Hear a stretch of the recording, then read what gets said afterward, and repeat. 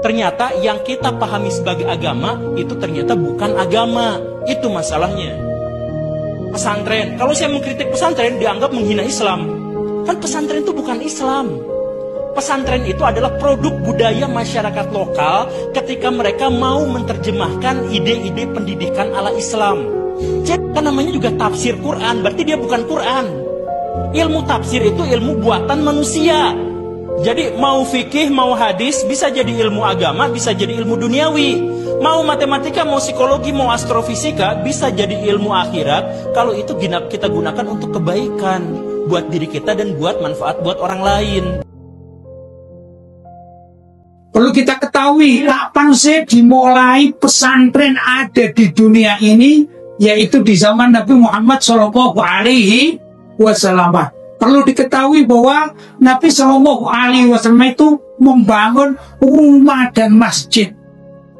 Rumah dan masjid yang satu atap dan satu tembok atau satu dinding. Kenapa dikatakan satu dinding? Ada hadis yang menerangkan bahwasanya suatu saat Nabi Muhammad itu terlentang di masjid iktikaf, sedang kepala beliau ini dijulurkan ke jendela, kemudian Siti Aisyah ini menyisiri rambut Nabi dari rumahnya, sedangkan Siti Aisyah dalam keadaan haid. Yang kita tahu bahwasanya orang haid itu haram masuk masjid. Tapi ini riwayat menandakan bahwasanya rumah Nabi Muhammad dengan Masjid An-Nabawi ini satu tembok.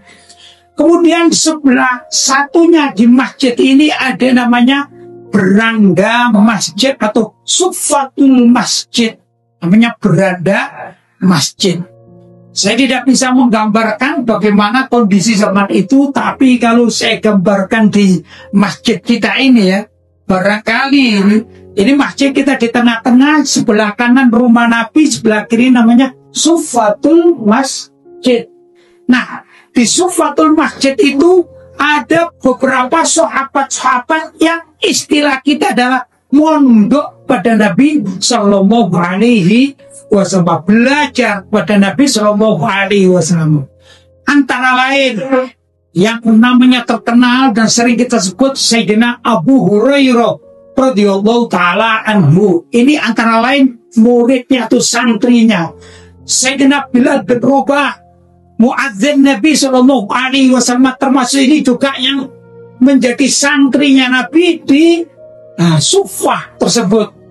Ada juga Sayyidina Salman Al-Farisi, dan jumlah menurut sejarah memang berubah-ubah, tapi mayoritasnya jumlah orang yang menetap di pesantren Nabi sekitar 70 orang. Bukan sedikit ya ikhwan.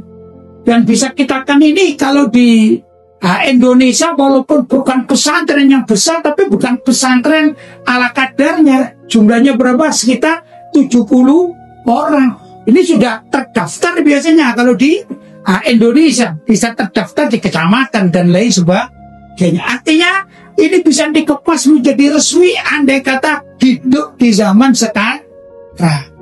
Ya ikhwan, itulah yang dinamakan Ahlus Suffah.